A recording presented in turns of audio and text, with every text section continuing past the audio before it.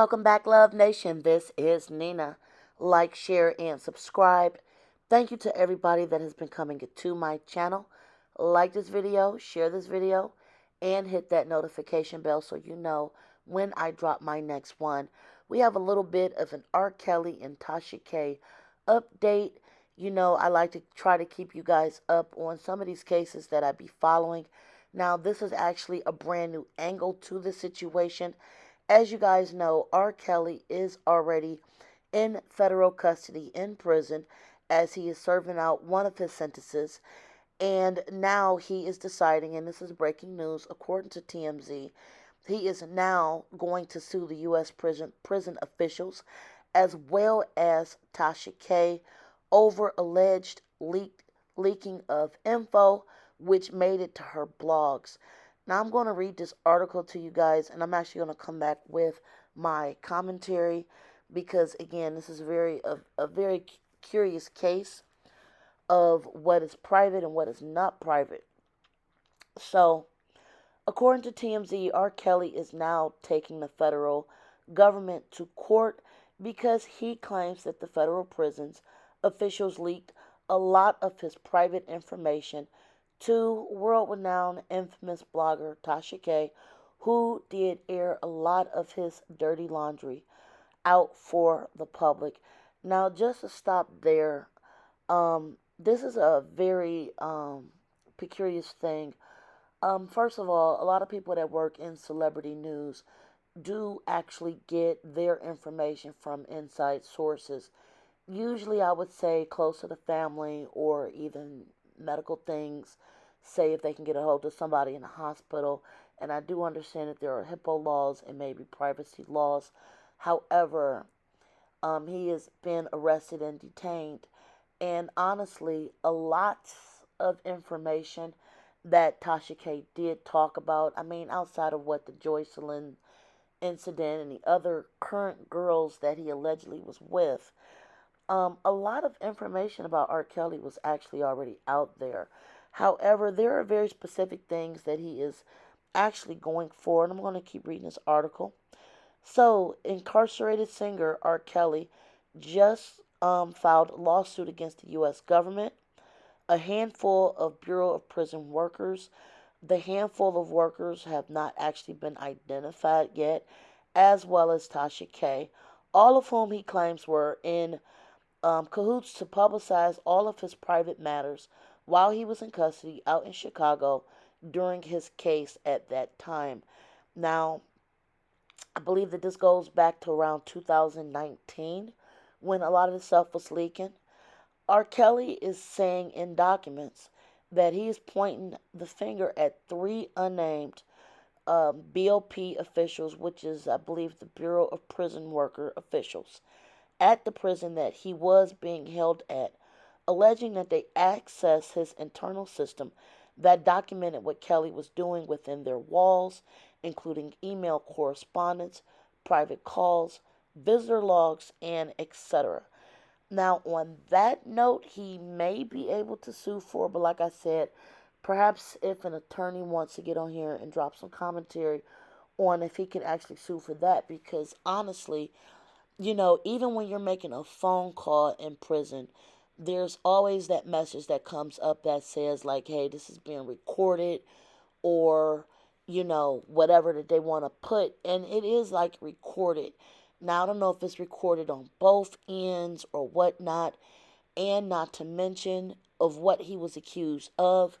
They might have actually wanted to keep a log of who was emailing him, what they were putting in there, again, because he was being held in custody. So, like I said, I'm definitely going to keep an eye on this particular case. It further goes to say that R. Kelly and his lawyer, Jennifer Bolgene, believe the officials struck an agreement with Tasha K to supply her with R. Kelly's personal info, which he suspects might have been done for cash. Tasha has already addressed these claims, which R. Kelly publicly made well before this suit, and denied being mixed up in any illegal activity. R. Kelly claims the info allowed Tasha, who has a big YouTube following, to publish unflattering pieces on R. Kelly, which he says has hurt his rep invaded his privacy, and caused him undue emotional distress. Again, this is very peculiar to me. I am definitely going to keep an eye on this because, like I said, once you are in public custody, I don't think anything coming in or outside of that prison, whether it's a package, an email, a visitor, a phone call, I don't know how much can be private. Like, okay, if you're talking to your lawyer, I think conversations or correspondence with your lawyer is private. However, I don't know how much privacy you can expect to have in federal custody. Also, this article goes on to say R. Kelly says the U.S. government was negligent in allowing its prison personnel to allegedly access and share this info. And now he's asking for major damages.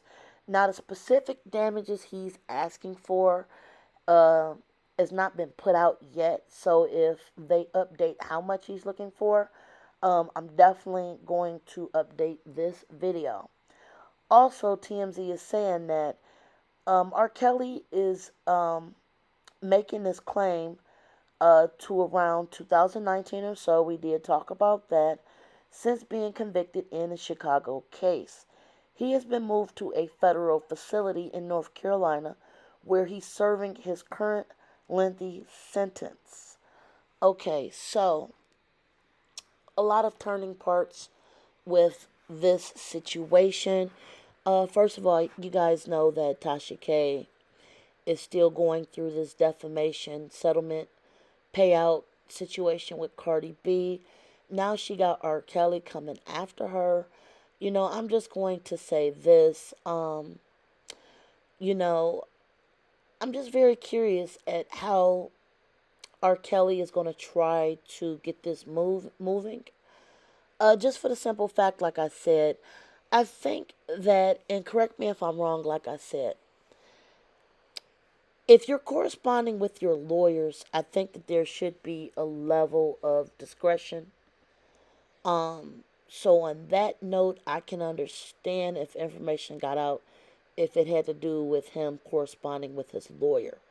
However, her putting out the information from, say, people that were visiting him, or emails that he was getting, or even the food he was eating.